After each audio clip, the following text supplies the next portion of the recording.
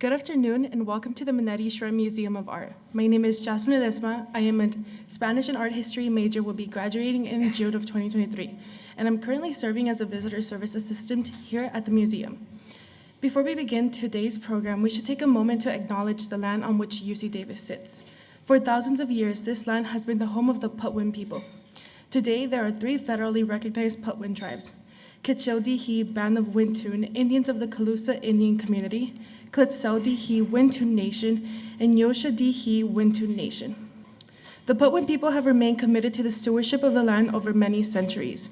It has been cherished and protected as elders have instructed the young through generations. We are honored and grateful to be here today on their traditional lands. On behalf of myself and the entire staff at the Manetti Shrem Museum, thank you for joining us.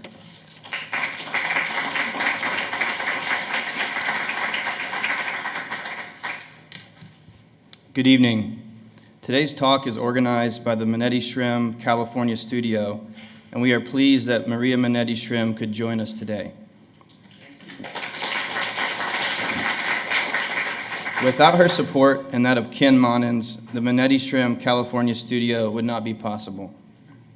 I would also like to recognize the work of the Manetti Shrem California Studio Advisory Board, many of whom are in attendance today, and the art studio faculty. My experience as an art studio graduate student has been greatly enriched by the Manetti Shrem California Studio program. It is my great pleasure to introduce our spotlight artist in residence, Cecilia Alemani.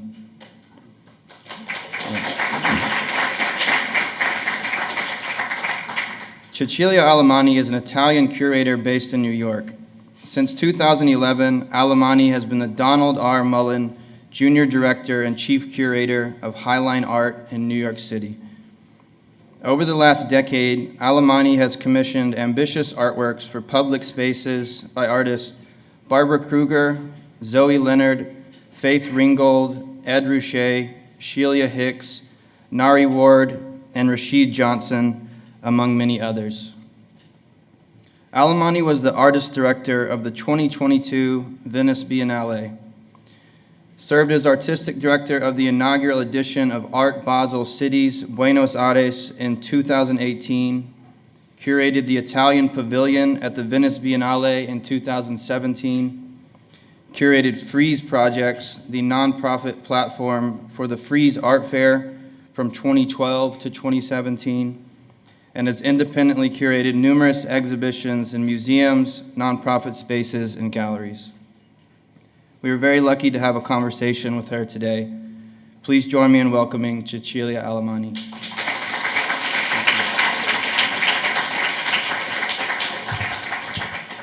Thank you so much for the lovely introduction, and thank you so much for having me. I'm very excited to be here and wonderful to see you all. Today, I want to talk to you about a number of projects I curated in the past 10 years. As you heard, I am an Italian curator. I've moved to New York about 20 years ago to attend grad school. Like many of you, I went to Bard College, and after that I decided to stay and spend my professional career in New York City. And I've actually never worked for a formal institution like a museum, but I always decided to stay independent and freelance. So I covered many different roles and wore very different hats in my professional life. And today I want to talk and spotlight some of these projects that allowed me to work in fairly unconventional spaces. Some were museums, but others were public spaces, cities, and biennials and larger exhibitions. I have many, many pictures to show you, so please stay with me, and I'll try to run through many of them and leave some time at the end to answer your questions if you have. So as you heard, I am the chief curator of the Highline Art Program. I'm sure many of you have been on the Highline. If you haven't, the Highline is a public park in the city of New York. It's built on an old elevated an elevated bridge that used to carry freight trains, was built in the 1930s, abandoned in the 1980s, transformed into the public park, which opened in 2009. Over there, I oversee the art program, which means we commission, produce, and exhibit public art projects from a very wide range of artists, emerging, very well known, overlooked, both American and international. The Highland is a very complex space, as you can imagine. You're 30 feet up in the air, you're in New York City, where the weather is not necessarily like here, and we have about 8 million visitors every year. So there are very different challenges. So I brought you as examples, I believe, 4 artworks that we realized early on, but that kind of convey many of the challenges that we actually have to deal with every single day. The first one is an artwork, one of my first major artwork by an artist called El Anatsui. You might know his work. He's an artist originally from Ghana who lives in Nigeria and often uses recycled materials to create these beautiful tapestries that are very, very shiny, very glorious. Often his work is indoors, but in this case, you can see these giant tapestries built on a side of a building. So the art program on the Highland mainly happens on the Highland itself, but often also expands off the Highland. We like to use the city as a pedestal or as a giant canvas. So in this case, we approached the owner of this building and asked if we could install this piece. And I just want to walk you through what it means to install a piece like this in New York City. So we hire a company that could first install these mirrors. There is a layer of mirror, and then the artwork, which is this beautiful recycled kind of plates of metal, comes in, and we work by shouting and using radio and maneuvering the position of each panel from the Highland itself. This installation takes weeks and weeks in the making. And I remember, I was quite new to public art. I never done public art before joining the Highland, and I was warned. I was told that everything needed to be approved by an architect and an engineer, because of course it's outdoors, so you don't want anything to happen, and everything had to be wind resistant to 80 miles per hour wind. And I was like, why do you need such a strong resistant pieces? And I very soon learned why we needed that, because as we were installing this magnificent piece in September 2012, the Hurricane Sandy hit. And so I'm going to show you a short time lapse of the program, and in a few seconds you will see the camera gets very blurry, and the blurriness is actually the hurricane that swiped through New York City. And as you know, it was very dramatic, especially for the west side of Manhattan. All the galleries and the basement of Chelsea got flooded. Luckily, nothing happened to our piece because it was very well engineered, but it makes you realize how, of course, when it comes to public art, especially in cities like New York, the weather is always a very challenging factor for the artists, who have to make their pieces very, very strong to sustain this kind of winds. And this is a beautiful piece of the same piece, a photo of the same piece during one of our major snowstorms. A couple of years later, in 2013, we commissioned another work by an artist that I believe was born here in the Bay Area, Carol Beauvais, who is based in New York City. She's an artist that makes quite gorgeous abstract sculptures. And this was another kind of challenge. While before El Anatsui was very much a weather challenge, here the site was very complex and the access to the site was very complex. What you're looking at are images of the Highland, of a section of the Highland that was not open to the public yet. So the Highland is about 1.5 miles long, and it opened in sections. So the last mile, which is at the north, was still closed, but it was beautiful because what you could see up there was exactly what the Highland used to look like in the 1930s, and the kind of spontaneous vegetation that also grew, brought by the seeds, by the wind, and by the birds and trains. So artists love this section of the Highland, and we wanted to do a project that could allow an artist to, of course, realize a wonderful project, but also for the community and people to come and see the art and see also this special section of the highline through the artist's eye.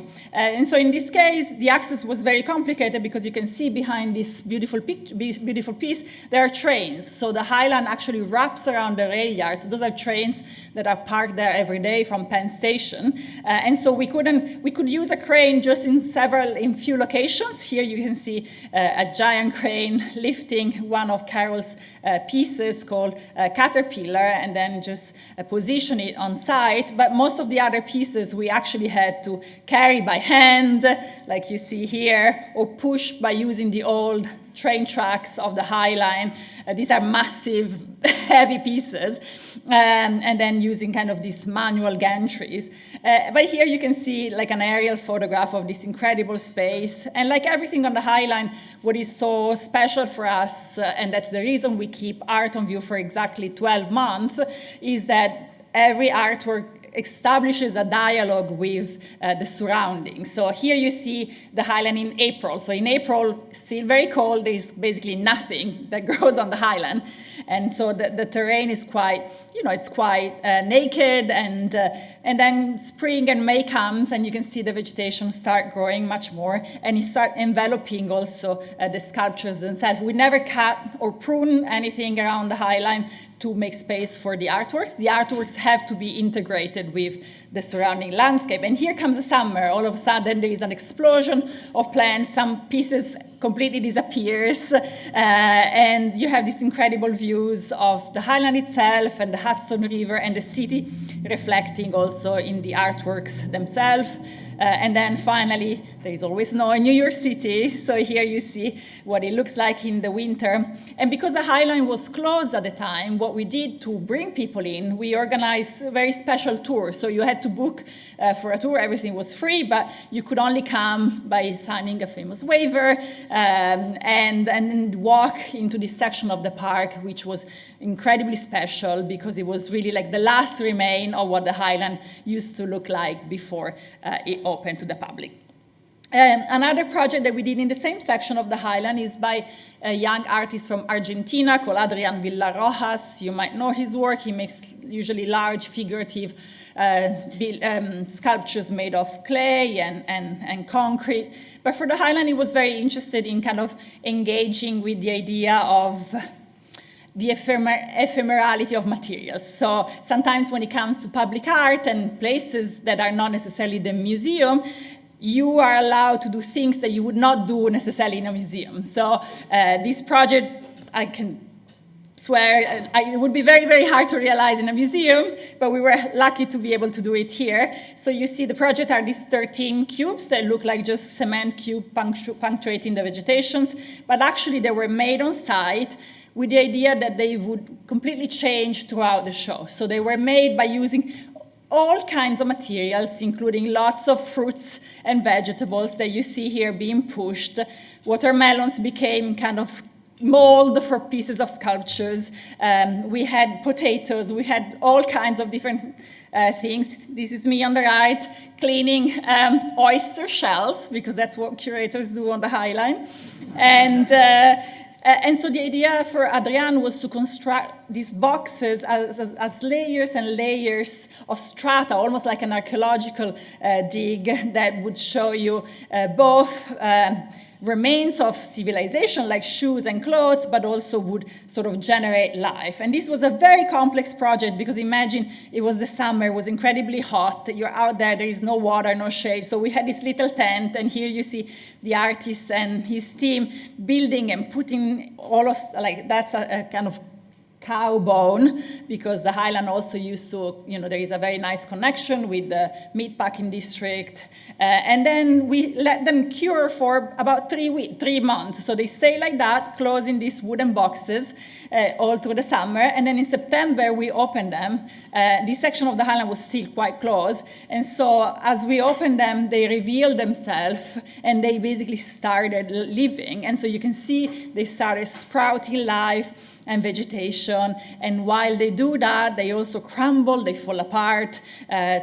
there were beans, or I don't know what these are, peas or something, and then they start changing. So the idea of an artwork that is not fixed the day of the opening, but actually the day of the opening starts morphing into something else and start crumbling and changing. Of course, this is done also because they were far enough from people's reach that it wouldn't be dangerous for anyone. But it was an incredible experience. Here you can see the same bone stretch across.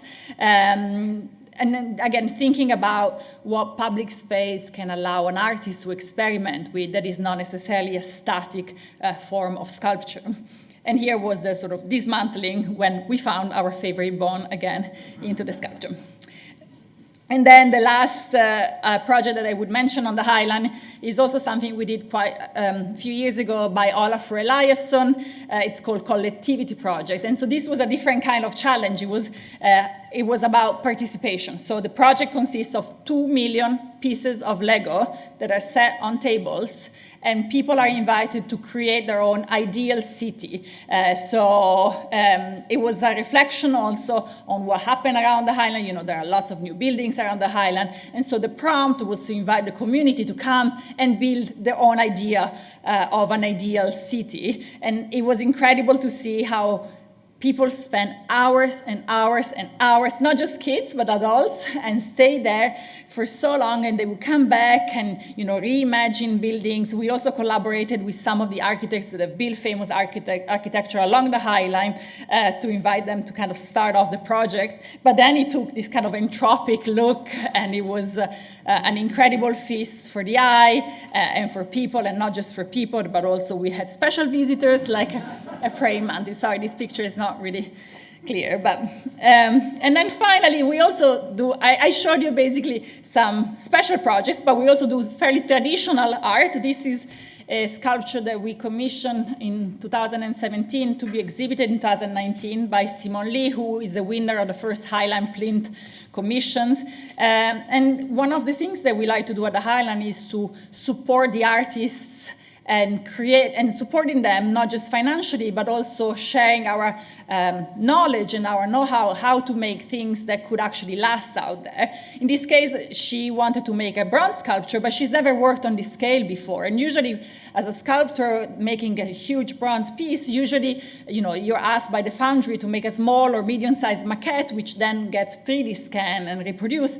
But we found like a foundry in Philadelphia that actually could allow Simone to make a clay model of the same scale of the sculpture, which is quite rare because it's also a question of space. The sculpture is called Brick House. You will see it also later in my slideshow. But what became this incredible beacon on top of 10th Avenue in the new section of the Highland that just had opened in 2019. Brick House is the portrait of a black woman whose torso becomes this form of both a skirt and a form of Western African architecture. And of course, there is an interesting dialogue with the surroundings and this very masculine and phallic surroundings of all this very tall building around it. But it was an incredible presence on 10th Avenue and the High Line. I'm moving on to the next project that I want to talk to you about. I will talk about the Venice Biennale a bit later, but for those of you who are not familiar with the Venice Biennale, which is a very important exhibition, there is a main exhibition, and then there are national pavilions. So there are about 80 countries that are represented in this Biennale, which is kind of based on the idea of the sort of international exposition of the 1800. So in 2017, I was invited to curate the Italian Pavilion, which is the national pavilion, not the main show, which takes place in, this is the aerial view of the Arsenale, which is the old shipyard of Venice, and where you see the arrow, that's where the Italian Pavilion is, a giant, giant space. It's the biggest national pavilion in Venice, and it used to be a coal storage, so very industrial, And I decided, and here you see the sort of floor plan, 2 giant halls. My exhibition was titled Il Mondo Magico, or The Magical World, and it was an exhibition that featured 3 artists, Giorgio Andreotta Calò, Roberto Cuoghi, and Adelita Usnibei. And it was inspired by a book by an anthropologist, an Italian anthropologist called Ernesto De Martino, who in the 50s wrote a book called Il Mondo Magico, in which he recorded and studied all the sort of recurrence of magical thinking and rituals and myths, especially in the southern part of Italy, in a way sort of capturing traditions and cultures that were not inscribed in the regular history, and thinking of the magic as a tool to reinscribe one's presence in the world and not as a kind of escape into imagination. And so I like this idea, and here you see the famous tarantula and these different instances of rituals. And so I chose 3 artists that I thought could kind of talk and speak about the notion of magic in very different ways. The first artist is Roberto Cuoghi, who's a very, very talented Italian artist. Here you can see what the space, imagine, of course, the inflatable is this artwork, but everything else is what the space looks like. Very industrial, very loaded space, very hard to deal with architecturally. The moment you start building walls, everything stopped looking so good. So he was very smart in thinking of doing this very big gesture. And the whole project of Roberto is called Imitation of Christ, and was basically transforming this space into a factory to produce images and statues of Christ. Of course, as Italian, he chose the right topic, and he really wanted to reflect on the idea that on the multiplicity and also the impossibility of represent Christ in one way. So the idea of repetition and multiplication. So the space was divided in 3 kind of stations. The first one was a sort of workshop or laboratory as you enter to the left, where himself and his team throughout the whole show were making sculptures of Christ. What you see there is a mold of a figure of a Christ, and what happens is that it gets filled with a material that then solidifies and gets transformed throughout a long process into a sculpture.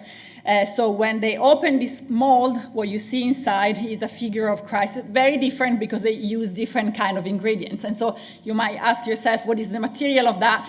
I cannot say, but it's a mix of organic material like broth and agar-agar and mushrooms and molds and different weird things. Once the figure came out of the mold, it would enter this kind of bubbly structure that you see in the first slide and go occupy different cells. These cells had different temperatures and degrees of humidity, so the sculpture itself would change dramatically throughout the 6 months of the exhibition. You can see some completely shrunk and kind of grew mold, other broke and became completely covered by surfaces of different materials. It was quite a very visceral experience of walking into this cell and smell and just feel the temperature, the humidity, but they were still changing. So for 6 months, like as they walked through these cells, they kept changing and cracking and growing, different materials on their surfaces. When the artists thought they were ready, they would insert the fragments into this machine, which was a deep freezer, which basically extracted the water from these fragments and fixed them and basically stabilized the sculptures. And once they were stabilized, they actually became sculptures of Christ, and they would be hung on this final wall that you see at the end. So at the opening in May, this was what the exhibition looked like, but throughout the show, he kept making more and more. And so as you see, they start growing and occupying the surfaces in different ways. And it was a very emotional project, not without complications, because of course, there were lots of odors and different sensorial and perceptive feeling. But and then as you walked into the other hall, there were 2 major artwork. One was a video installation by an artist called Adelita Usnibei, who did a video about a kind of seance, a mediatic seance, or like a tarot reading session seance, but she really kind of respected the space by basically just hanging a beautiful floating screen in the middle of the space, but the space behind you could still appreciate the space of the pavilion. And then the show ended in the second half of the second hall with a piece by Giorgio Andreotta Calò, who is a Venetian artist. So this is what you would see as you walk the space. Just you would find yourself among a forest of scaffolding poles.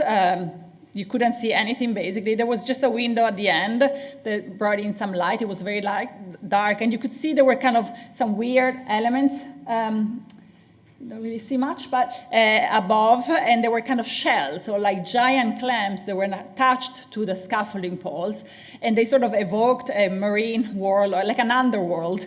And as you walk through the space, at the end, you saw, I don't know, is there a way we can dim the light a little bit? Because this is very hard to see.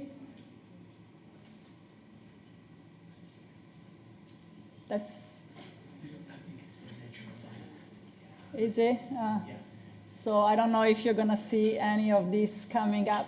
So you would see a lot of stairs, and as you walk up the stairs, this is what you would see. I'm sorry, it's not very clear, but you would just see this giant image, which was the pavilion reflecting upside down in what looked like a giant mirror. And the whole experience was very, very dark. So for your eyes, it took a while to adapt and to understand what you were looking at. You know, people thought it was a mirror. People were very confused. But what it was eventually was a giant pool of water. So he created basically a giant floor onto which he poured, of course, a giant quantity of water that would kind of double and reflect upside down the architecture of the pavilion, and creating this very confusing, mesmerizing, puzzling image. And at the very end, but you cannot see anything, there is another mirror. There was an actual mirror where you would see yourself reflected. I had a short time lapse, but I don't know if you can actually see anything. I'm going to kind of fast forward to see just what it meant to construct this incredible space from scratch. So the scaffolding comes in, and this is the painter painting the floor. Sorry, give me a second. And here you see the floor is covered by rubber, and then the tubes of water, the hoses come in to fill the pool, and in a second you're going to see the water come in.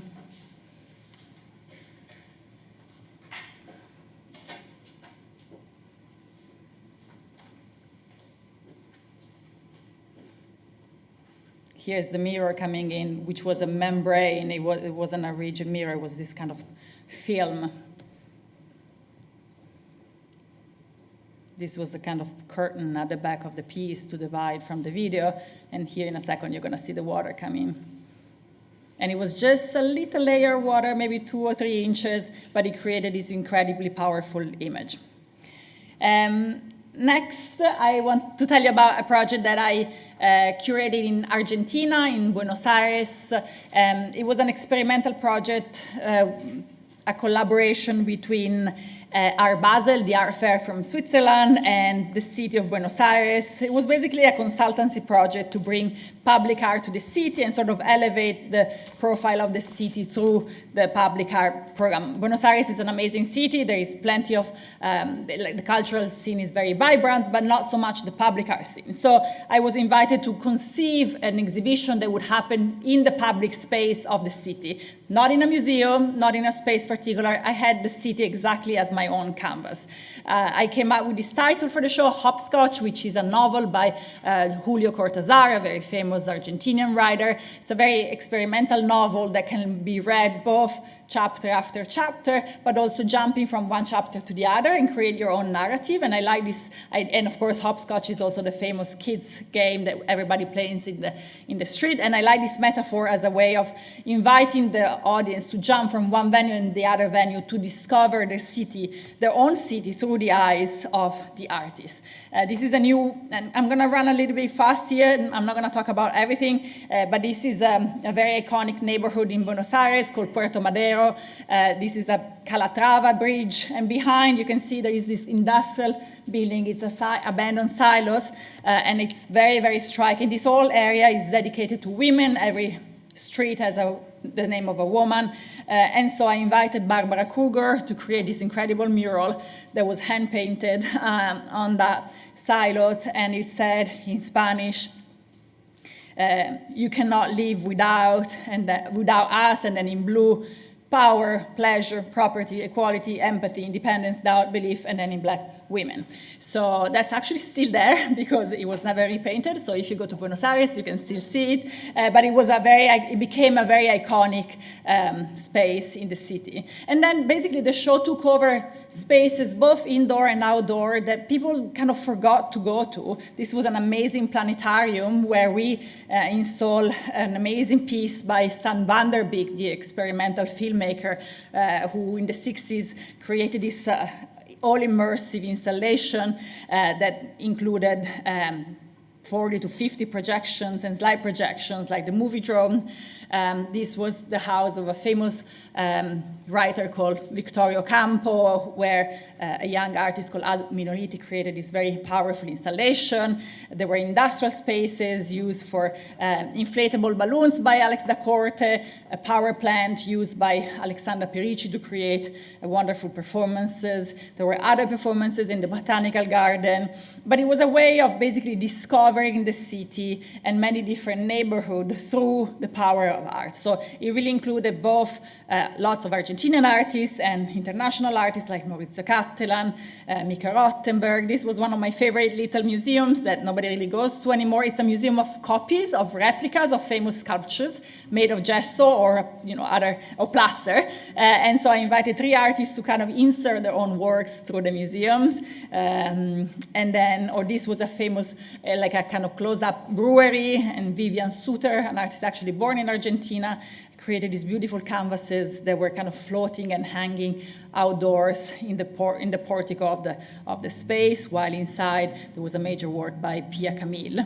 This was the Brutalist library, where Leandro Katz, who is a very famous Argentina artist, did this sort of floor piece, which is a lunar alphabet.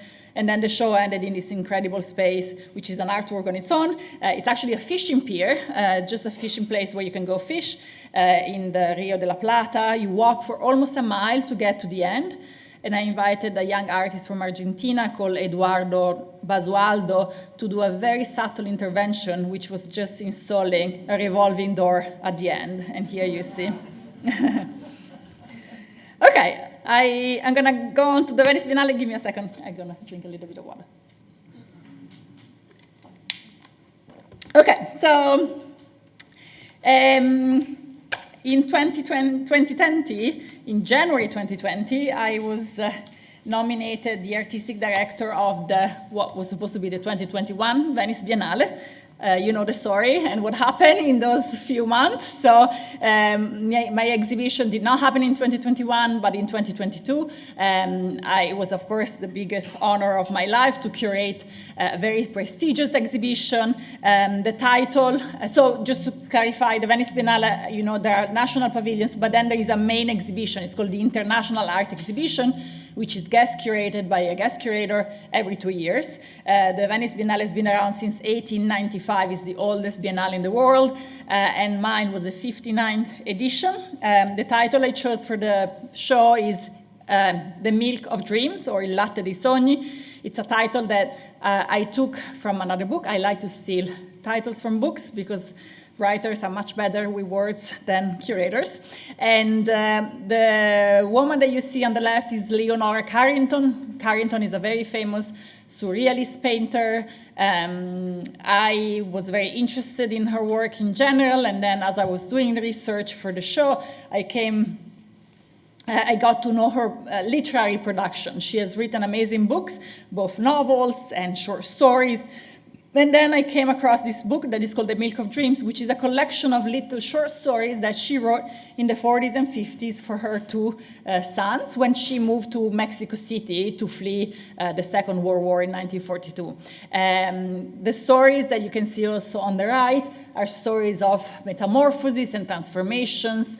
It celebrates a world where individuals can become animals, machines, in a way celebrating this fluidity and hybridity of identity in a way it made sense for the show that I was already thinking about, a show that revolved around the ideas of metamorphosis and the definition of body and humanity. Of course, the Venice Biennial is a gigantic show.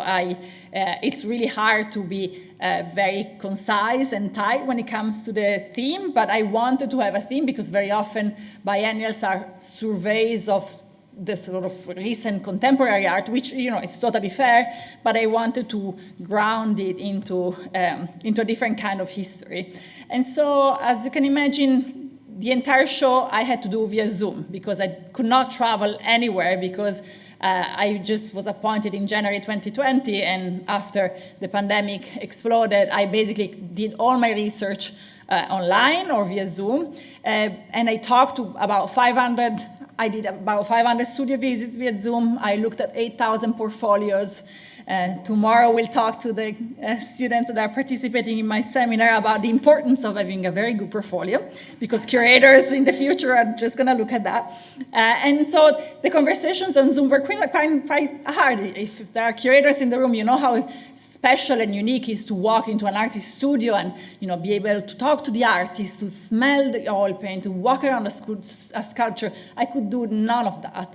And so these conversations became less about the artworks and more about the sort of existential status that we all find ourselves in this. Remember, 2020, like the first year, no vaccine. So many artists lost their studio, lost exhibitions. There was nothing else to do. And so in a way, it opened up also a confessional space where I was able to have very kind of profound discussions with the artists.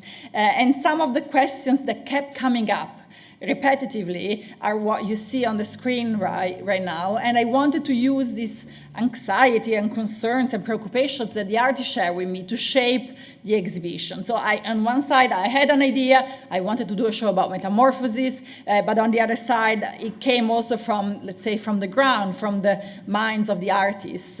And so eventually the show took the form, it kind of was articulated around three major themes. One was the idea of the representation of bodies and their metamorphosis. The show is very much grounded in the post-human thought.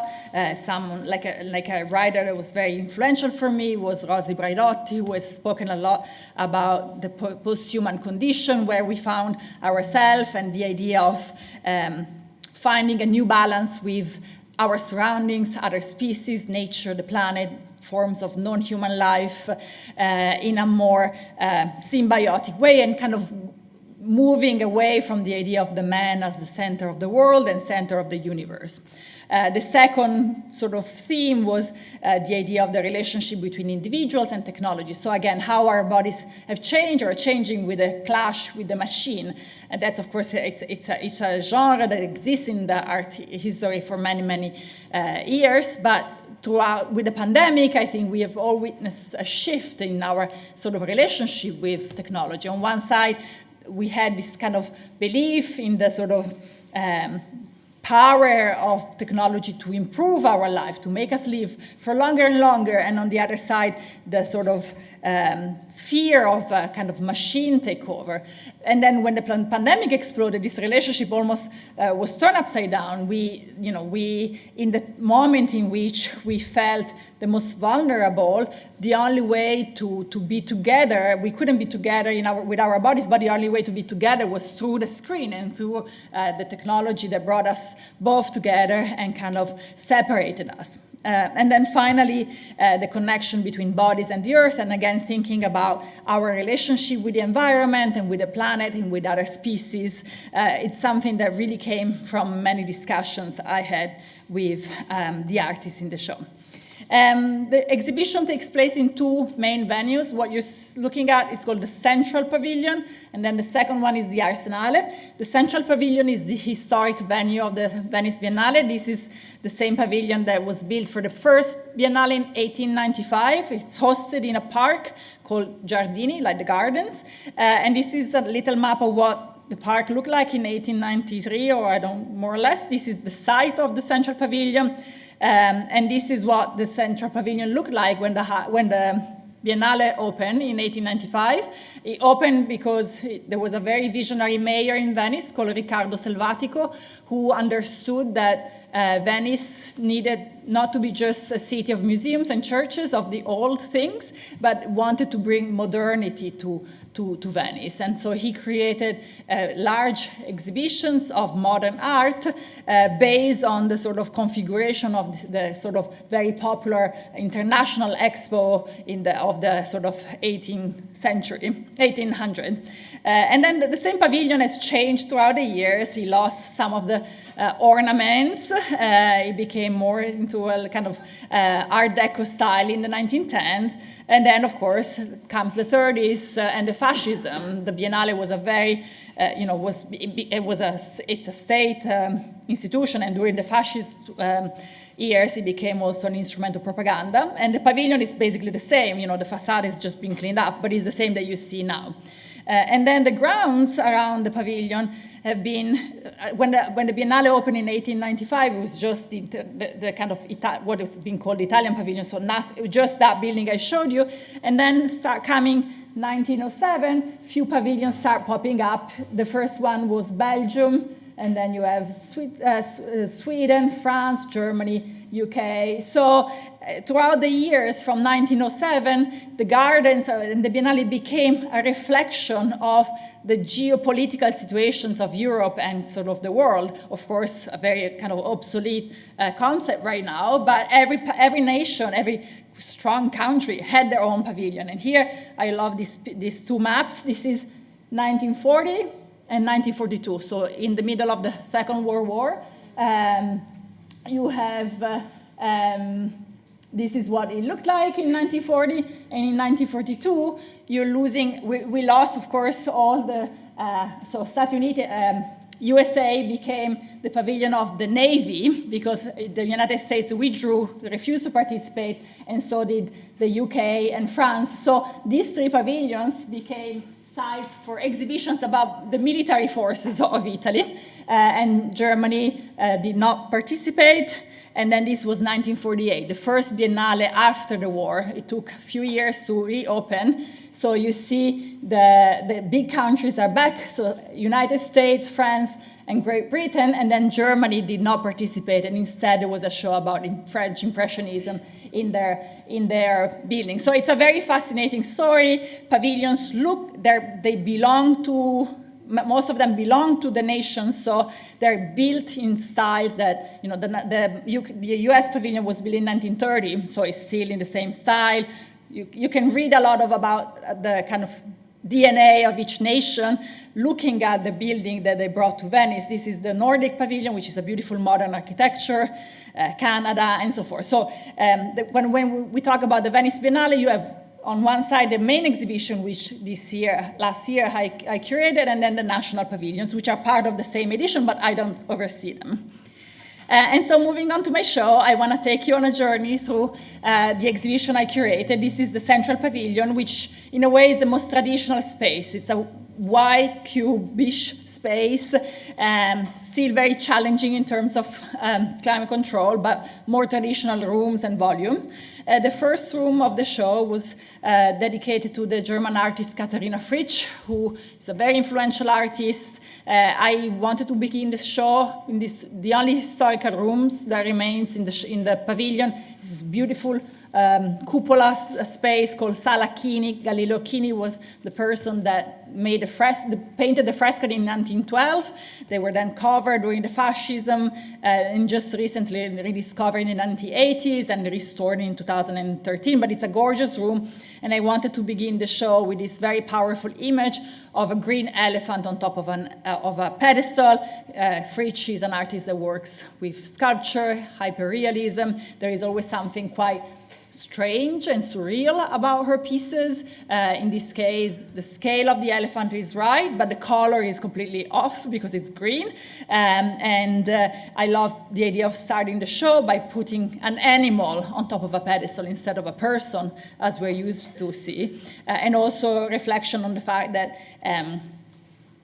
elephants are a matriarchal society. They're led by their females, and you will see the show has a very large number of women artists, about 90% of the whole count. Then you enter in the main exhibition, in the main room, and you see a dialogue between two artists that are also very important in my show. On the walls, paintings by Rosemarie Trockel, another very important German artist, and then in the middle, crystal sculptures by Andreu Suta, a young artist from Romania. So I wanted to kind of introduce the two themes of the show, two of the three themes of the show. On one side, with Andra's pieces, the idea of metamorphosis. You see her sculptures, cast of her body morphing into weird bottles and weird creatures on her feet. And then on the other side, you have these paintings by Rosemarie that are monochromatic paintings, but to me, they almost look like pixelated canvases or pixelated screens, or almost digital, although her work is very much about reinterpreting a traditional medium that is usually associated with femininity, like knitting, but actually making them with an industrial and with an electronic loom. So the idea, again, of bringing in the machine. So the show, I said, it's a very large show, and a way I kind of wanted to face the vastness of the spaces was by creating 5 mini exhibitions within the exhibition. I've been calling these time capsules or historical capsules. There are 5 spaces that look completely different from the rest of the show, brings together a constellation of historical artworks, mainly from the 19th century, but with some exceptions.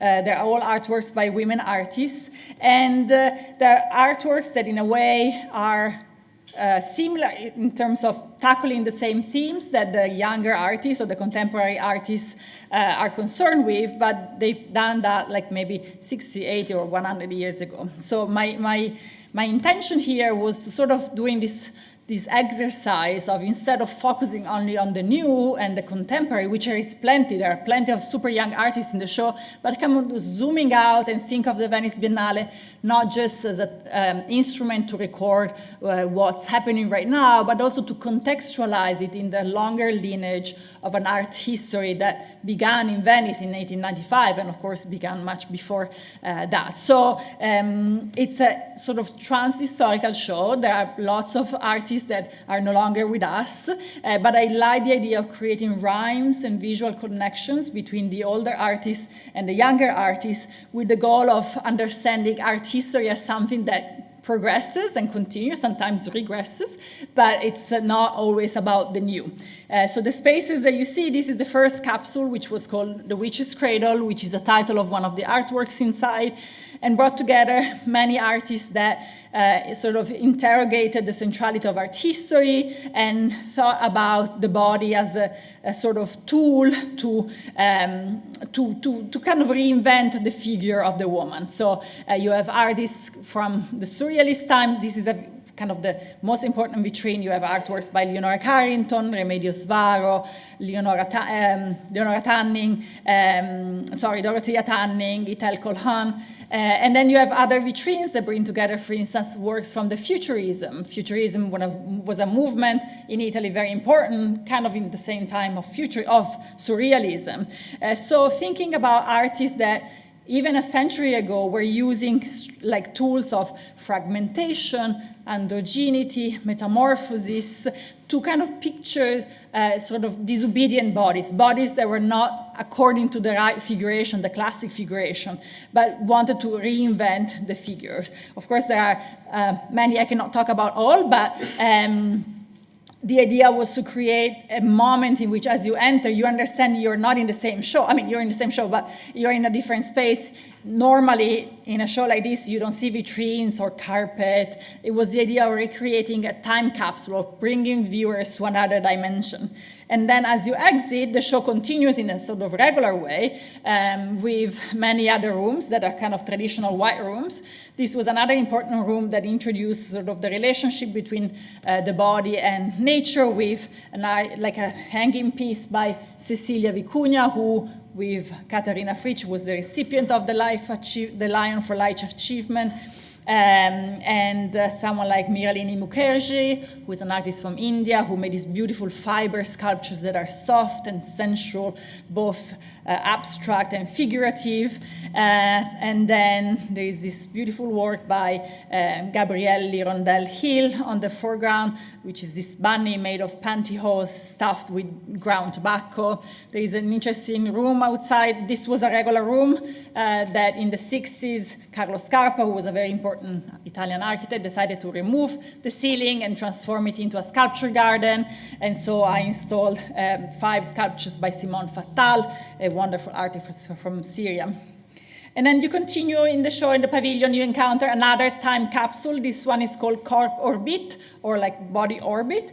And it's a small exhibition that reflects on the role of language in helping reinscribe the body. So it's a lot of artists both using visual and concrete poetry, which was a tendency, like a movement very popular in Italy in the 60s, but also artists that, like Sister Gertrude Morgan, claim to be possessed and like use automatic writing or used kind of visions and kind of as a way of connecting with different dimensions, spiritual and meditative dimension. As you exit, this is a work of a sort of outsider artist called Ovar Tachi, who is an artist from Denmark, who for 40 years was forced to stay in a mental hospital and made this incredible body of work that portrayed women with wings and this idea of escaping this prison of the mental hospital.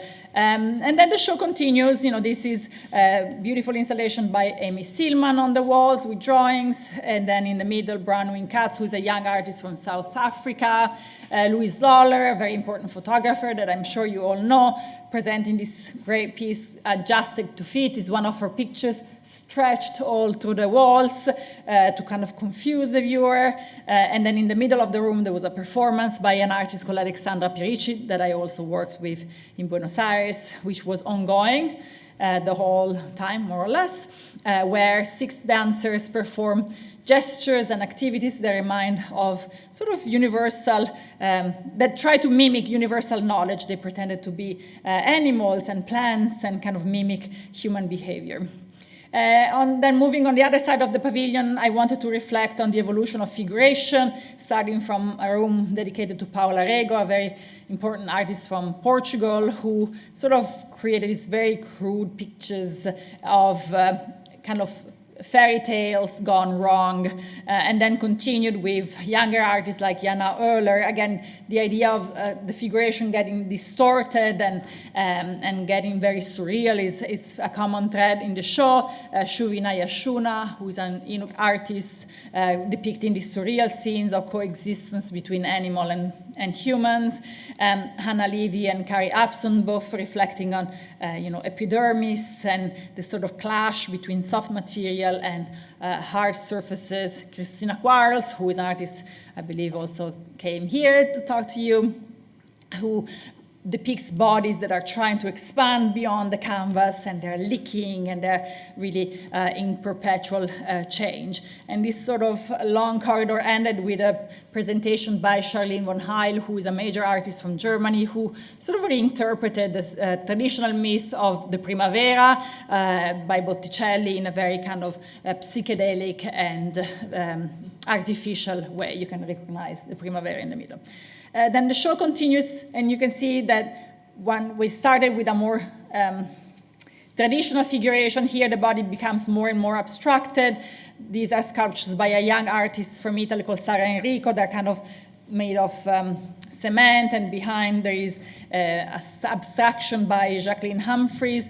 And then there is a third little capsule, which is called Technologies of Enchantment, and brings together 6 Italian artists that works in the 60s, and they worked in what was called arte programmata, or op art and kinetic art, and they were fascinated by the introduction of new materials like neon and plexi, and they were excellent, but at the same time completely not included in the sort of art history because it was the domain of their male colleagues. And then the show continues, so while that's a kind of pause in the historical situation, then the show looks at contemporary artists that also think about the relationship between the body and the machine, where you see these eyes looking at you. These are paintings by an artist from Sweden called Ulla Wiggen. She kind of reflects on the mechanism of vision, almost turning upside down the mechanism of vision. They're very incredibly detailed. But the same artist 6 years ago, when she was 25, in the 60s, made these incredible computer paintings that were portraits of machines, of computers, rendered with such a precision that you only would, employ to create a portrait of a person. And so they're very, very gorgeous and very sensual. And here, at this point of the show, the body is exchanged with mannequins, dolls, and automatas, which is also something that was very dear to the surrealist artists. I'm going to just go a little bit fast because otherwise I'm not going to end. And then we go to the second venue, which is called the Arsenale. So on one side, you have a more traditional white cube space. The Arsenale is the old shipyard of Venice. This is a building that was built in the 12th century. So just pause for a second and think about next time you go to Venice, where you're walking. This is the entrance of the Arsenale as portrayed in a beautiful Canaletto picture. And this is what the Arsenale was in the 16th century. It was the factory, the boat factory that made Venice such a powerful republic in the last millennia. And what the space looks like, so the Arsenale is gigantic. It's still part of the militaries, so it's still kind of the navy, but part of it is used by the Venice Biennale. The building that is used is called the Corderie. Corde in Italian means ropes. And so this is why this building was so long. It's about 1,000 feet long because they used to make the ropes for the boat, and they needed a long space to stretch the ropes and make space. But as you can imagine, well, this is something you likely will never see because the space is always occupied by an exhibition, but I had to deal with a space like this. This is a building from the 16th century. Nothing can be touched. The columns cannot be touched. The walls cannot be touched. You cannot drill in the floor. Rarely you can hang from the ceiling. So basically every curator has the challenge of having to deal with this space. So while in the other space, the architecture is kind of there, here you have to kind of bring in an architecture yourself because many of you are artists and you need surfaces for your artworks. You cannot just put them in the middle of the space. And so I decided to work not with architects like many of my colleagues have done before, part of it because I didn't really know who to work with, and my main job at the Highland, I work on a piece of architecture, so it's very hard to kind of think about bringing an architect in. So I worked with exhibition designer who helped me kind of doing more about the kind of the layout of these historical capsules. And while in the pavilion, the historical capsules were just basically regular rooms that were kind of retrofitted to look different, here they really helped the kind of progression of the show to make sure that, you imagine like 1,000 feet of art, after a while you just walk straight because you want to get out of it. So you will see how the architecture also tried and helped creating a journey that actually progressed by turning left and right and not just straight. The show began with a piece that you've all seen before, Brick House by Simon Lee, the same artwork that I commissioned for the Highline, was brought there. Not easy, but he made it the Friday before the Monday opening. And I wanted to start the both exhibition venues with this monumental gesture. Here at the Arsenale, you will see the tone, the color, the palette of the show is completely different. While the central pavilion was more about artificiality, and there was a lot of sensuality, but it was still quite cold. Here, the show becomes much warmer, the earth tone. So artists are interested in investigating this idea of their relationship with their surroundings. So Simone was the sort of center of the space, and all around Simone's were a number of colographs by a wonderful artist from Cuba called Belkis Ayon, who in the 90s made this incredible prints that represent this kind of magical, invented, matriarchal society. And then you walk into the main space, which again, 1,000 feet long, and you encounter different works. This is Gabriel Chile, an artist from Argentina who works with Adobe, so on fire clay, to create these vessels that are both portraits of his family and ovens that you can actually use. All around it were paintings by different artists that really kind of thought about the oniric and mythological dimension of art making. And I won't go into too many details. This is Rosanna Paulino, a Brazilian artist that represents this magical metamorphosis. Sami artist called Britta Marakat Labba, who use embroideries to portray everyday scene of the Sami society. Out of Sami community in northern Scandinavia, Niki de Senfal. And so what you see behind Niki's sculpture is the first capsule of the Arsenale. So here again, there is no architecture, you gotta bring in everything. So I decided to create this oval space to host a little show that was called a leaf, a gourd, a shell, a net, a bag, a sling, a sack, a bottle, a pot, a box, a container. I'm not crazy. It's a quote by a sci-fi author, Ursula Le Guin, who wrote this beautiful essay in which she is basically retracing the birth of technology, not as the picture that we've always been taught, like of the man with a spear that exits the cave and goes chase mammoth, but actually as the two hands put together, a leaf, a gourd, a vessel, a container that women use to go gather grains and seeds and food for their own and their family's sustenance. So sort of rethinking the birth of technology with a beautiful different metaphor. So this show is about kind of iconology of vessels of different shapes, both body as vessels, but also different objects. So the kind of star of these presentations is a beautiful presentation by Ruth Azawa, who I hope you all know. I believe she was based in San Francisco at some point. And she made these gorgeous hanging sculptures that were made by knitting iron wire, so kind of confusing the inside and the outside. This is a tiny little bag by Sophie Tauber-Arp, a wonderful artist from the Dada movement. This is exactly 102 years old. It's a small bag that kind of embraces modernity. Incredible ceramics by another artist of Japanese origin called Tsuchiko Takaezu, kind of the opposite of Asawa. These are complete forms. And then the show also included things that were not necessarily artworks. These were papier-mâché models that were used by Aletta Jacob, who was the first the first woman to attend university in the Netherlands in the 1800s. And she studied to become a doctor, and she became a doctor, and she then went on also teaching, and she used these papier-mâché models of the fetus, of the anatomy of the fetus, to teach other women the anatomy of their own body. And as you exit this historical capsule, you encounter works that in a way continue this reflection on the idea of the container, the shell, the vessel, and these are beautiful vases by Magdaleno Dundo. And then in the following room, you encounter this massive piece by an artist from Colombia called Delcy Morelos. It's almost her take on the Earth Room by Walter de Maria, minimalist piece from the 60s. Basically, it's a giant labyrinth made of earth, but it's not just made of earth, but as you walk in, you can smell. There are lots of fragrances that come out of it. There is tobacco, cloves, spices. So it's not just a visual experience, but also an olfactory and multisensorial experience. And here there are many other artworks that engage with the body. Again, sorry, I'm not going to go through each of them. This is Candice Lin, an artist based in LA. Age Gop, another artist from Sami community. These are black and white pictures by Solange Pessoa, a Brazilian artist, again representing a mix between human and animal shapes.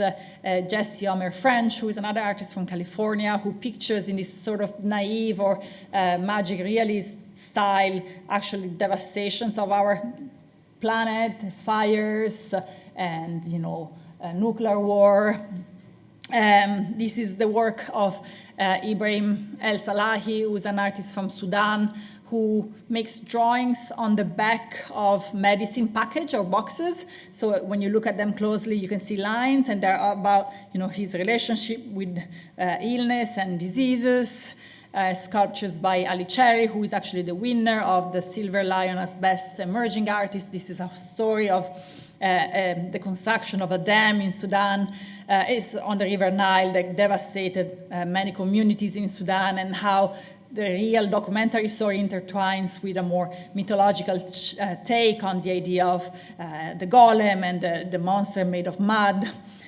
So again, here the kind of the mythological dimension intertwines with the real one.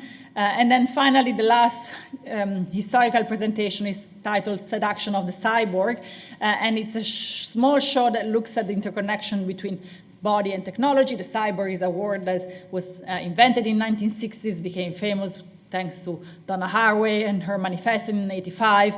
But while we associate the cyborg with the 60s and 70s, the kind of claim of the show was that actually lots of women artists in the early avant-garde in the 1920s were already imagining this hybrid body made of human and machine. So this is an exhibition that brings together artists from the Bauhaus, the Dada movement, futurism, that imagined bodies that were prosthetic, robotic, and technological without necessarily using these words. And then the show at this point continues. This is a major installation by Kapuani Kiwanga, who is an artist from Canada. And at this point, the show becomes a bit colder. So while the first half of the Arsenal is very warm and has these very earthy tones, here it becomes a bit more artificial. These are kind of post-apocalyptic flowers by Tetsumi Kudo, a Japanese artist. This is a sort of the room that became known as the leaky room or the fluid room. This is a major painting by Louise Bonnet, kind of these milky giraffes by Raffaella Vogel, and this machine that spat fluids by Mireli. And then in the last kind of section of the show, again, the human body completely disappears and is replaced by these very hybrid shapes. This is Tishan Shu. In the middle, you have Robots by Game Young. And then Lynn Ersham-Leeson, of course, a very important artist from San Francisco, really thinking about artificial intelligence and the cyborg. And then let's say that this very long space ended up with an installation by Barbara Kruger, who concluded the sort of Corderie space. And then there is a little bit of more. These are installation by Robert Grosvenor, very important American artist. And to me, this was kind of the end of the world. The human shape is completely gone, and this function almost like weird vessels or refuge for like a post-apocalyptic civilization. And then the show ends with this installation by Precious Okoyemon, who is an artist who also uses lots of plants and live materials in her work. So imagine this is what it looked like in April. The show opened on the 20th of April, but it's supposed to be a garden. So the exhibition lasted for 7 months. So while this was the beginning, and basically it's a topography of plants and kudzu in this place. There are rivers, and then there are these sculptures made of wool. And then this is what, as the months passed, the kudzu, which is this very invasive plant, started growing incredibly, and we had to prune it several times, but it basically took over the entire space, and this is what the end looked like. No more sculptures. There were also butterflies flying around, Yeah, and then there are a few outdoor spaces, but I'm not going to talk about it. And I'm just going to finish with the kind of end of the show, which was these sculptures by Simone Lee again. I'm going to stop, and thank you.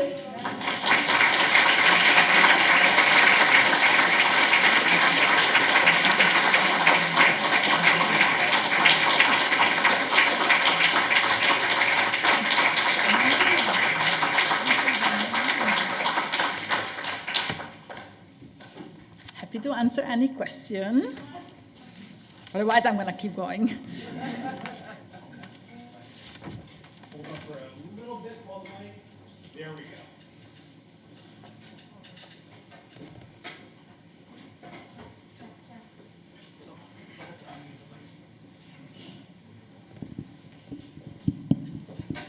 Thank you so much for that talk, and I just have to tell you that hearing you quote from the carrier bag theory of fiction, like superimposed with Rusasawa, is like the highlight of my week, so thank you. Thank you. I just wanted to ask if you had any advice that you could give to artists. I mean, I see that a lot of the projects that you're working with are really, embracing more about the concept and creating something that is truly singular and not necessarily participating in a market-driven atmosphere with these sculptural works. And I'm just wondering if you could give any advice to artists who want to make art, make a living off of their art, share their work with a community, but not necessarily participate in that commodity-driven art market. Yeah, I mean, it's a very good and sad question because I wish there was, a secret rule. I think, I work with hundreds of artists. Some of them are very commercial. Some of them are totally unknown. They never will want to have a gallery. So I think, of course, I speak from a curator perspective. As an artist, of course, it's very hard to make a living if you make sculptures that are, just a garden that at the end of the show gets burned.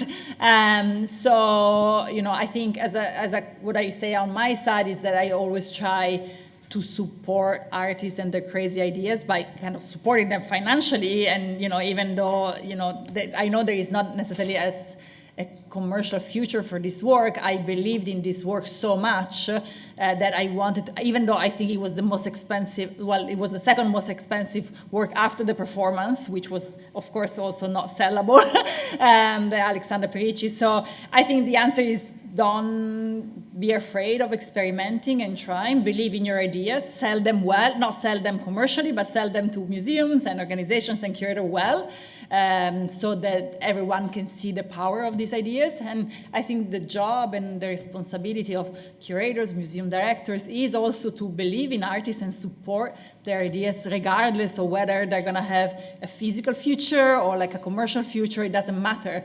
I think also what we do on the Highland, we really try to support artists who have never made public art before, and very often they never will afterwards.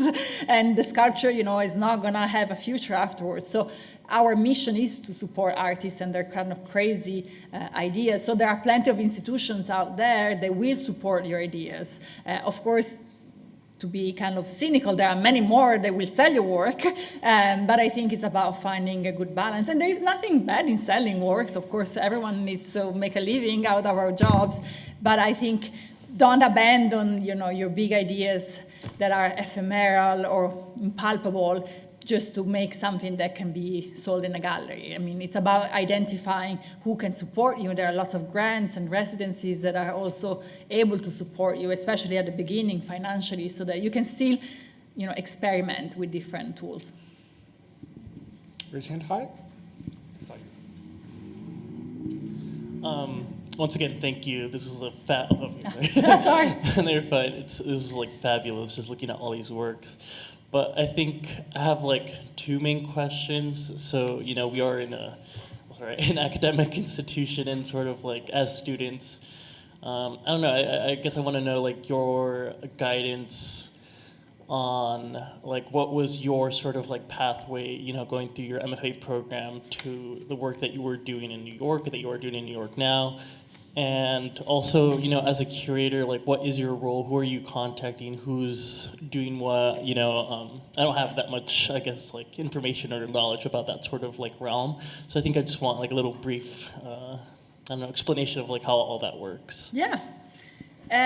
So my path, in a way, I think as a curator, I perhaps chose an easy path, which was going to school to become a curator. Probably 40 years ago, there were no schools for curatorial studies, so curators, became curators by making shows and working with artists. I grew up in a generation where all of a sudden there were lots of curatorial schools, and I took that path. I was privileged, I was able to go to school.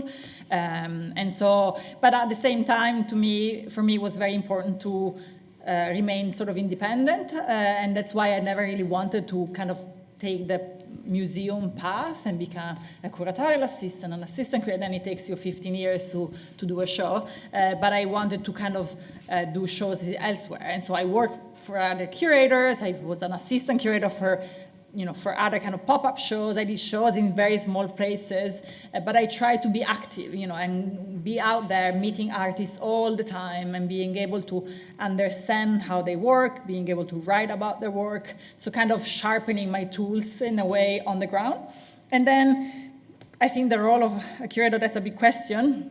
I think in the room there are lots of more artists than curator, but I think I see my job as a person that, in a way, can facilitate your life if you're like an artist, or sometimes make it much harder.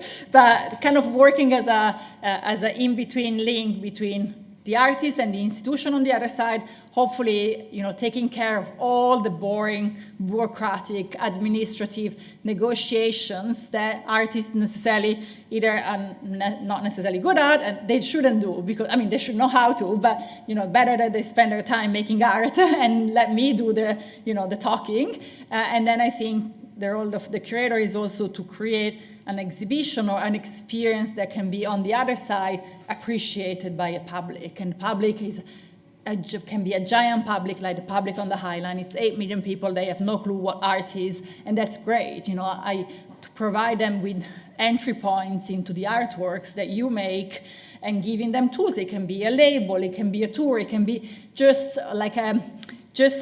like a little entry point into the artist's mind that allow for that encounter to be a very exciting, a kind of educational encounter, a productive encounter. Sometimes it's an upsetting encounter, and that's okay, but there is something that happens between a viewer and the artwork, and I think the role of the curator, especially when it comes to a big show, is to be able to tell a story that goes beyond just what you make as an artwork, to create like a storytelling throughout the space.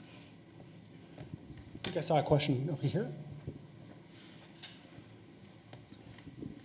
Hi, thank you for coming today. I was curious if, when it comes to curating a show, if you have an idea of the visual aesthetics of what you'd like to put together, if that comes before, say, the concept, or around the same time. And I also would like to know how you decided which artists to take a look at and consider for the show. Yeah. It depends. Of course, the Venice Biennial, I'm never going to do a show of that scale ever again, hopefully. So it's, I have a taste for sure, but I can also tell you not everything in the show I love. And I think in a way my taste ends at some point, and that should be it. This is bigger than me. It's my baby, but it's also much more than my creation. It's I think of course I respect all the artists that I have in the show, but that doesn't mean that there are some pieces that are instrumental for the story I want to tell, and so I think it's less about what I like, and it's more about what I can communicate. I think it's a process. It's not that you wake up one day and you have an idea and then you check the boxes about your idea and the concept. It goes both ways. So I had enough time to both conceptualize an idea and kind of think about and read a lot of theory and philosophy, but on the other side, most of the ideas of the show came from my discussions with the artists, so they kind of came both ways. And so I think, and it was also an exceptional time to do a show, so I thought it was important to, it's always important to listen, but in this particular time, I wanted to capture this very, very complex moment that we all lived in.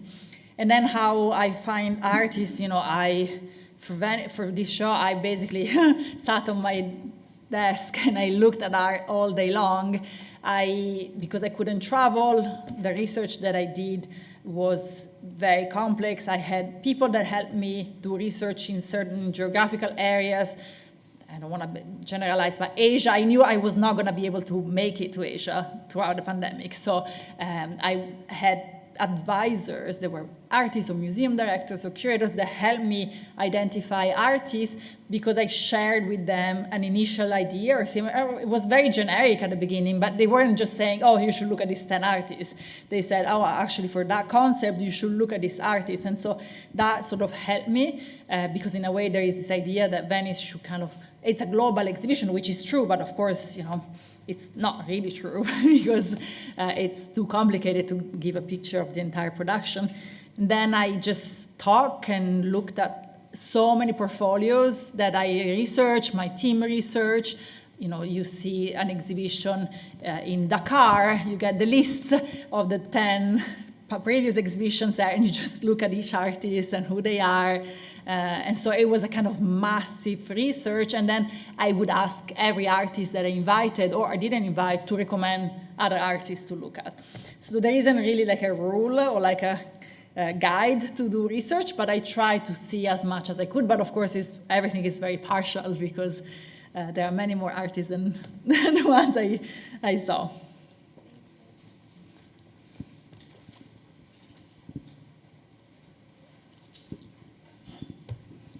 For the talk that you gave today, I was really amused by so many of the artwork and pieces from everyone that you've experienced and that you've seen throughout your life and your career. So using one word, how would you describe your international art experiences while working with other artists with varying backgrounds globally and with their different mediums? Sorry, can you say that again? You want a word to describe the experience? One word. Oh my gosh. Exhausting. I did a lot of listening. Okay. That makes sense. Thank you so much. Thank you. Maybe time for one more question. There are two more.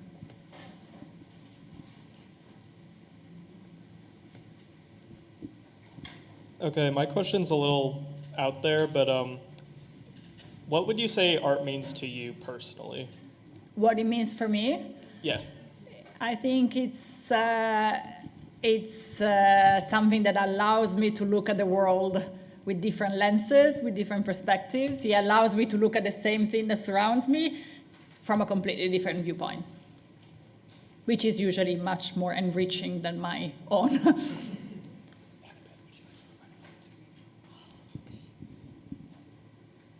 Anything else? One here?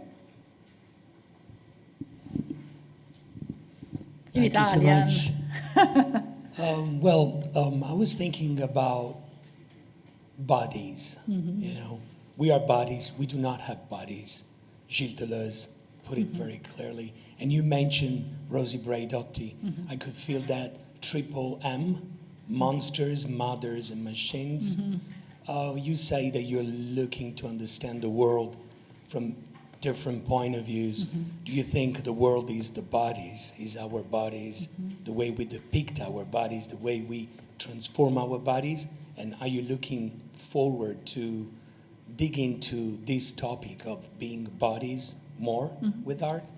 I think it's, of course, the exhibition pivot around the idea of the body. So the body was the kind of fulcrum of the show, and then the show was kind of created around the clash between bodies and other things.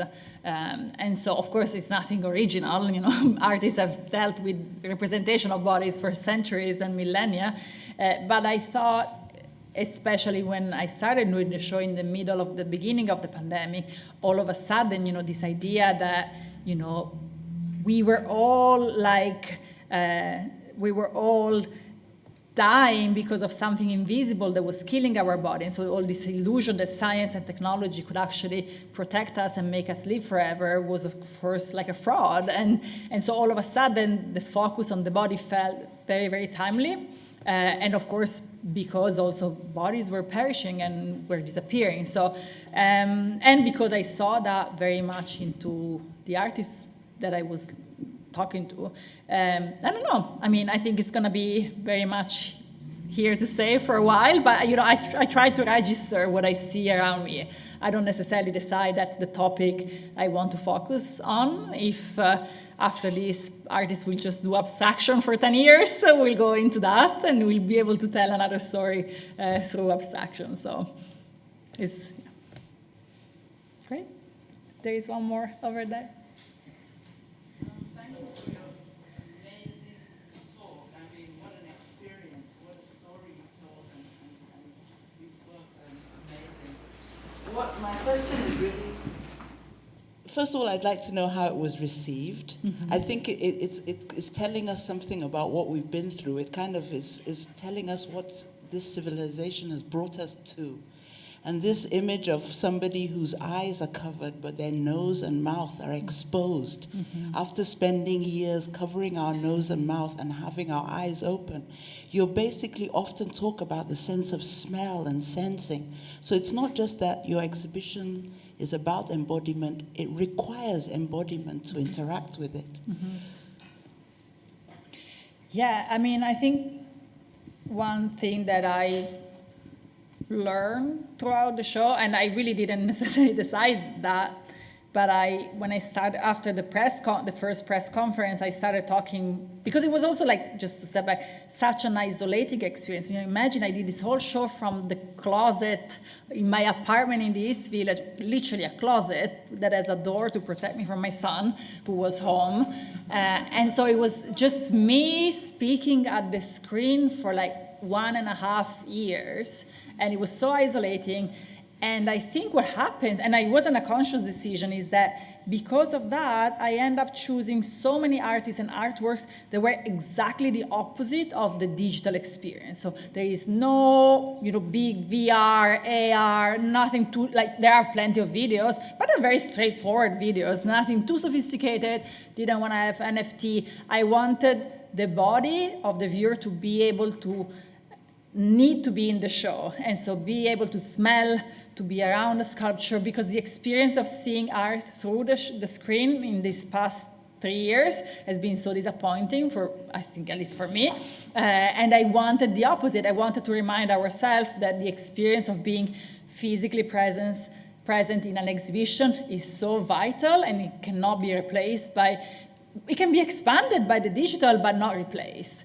And so that became sort of an outcome. That's why people have said, oh, there are so many paintings and sculptures. I'm like, that's what I wanted to see. I don't want to see any other digital stuff on my screen. I want to be able to experience the multisensorial, dimension of the art creations.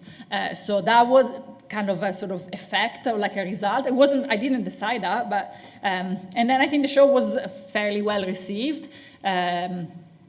I was lucky because I had more time to do the show. Normally you have a year and 2 months. I had 2 years and 2 months, and that made a huge difference because, for instance, all the historical capsules would have been so hard to do in 1 year because nobody gives you a loan in 6 months. Practically, it would have been impossible.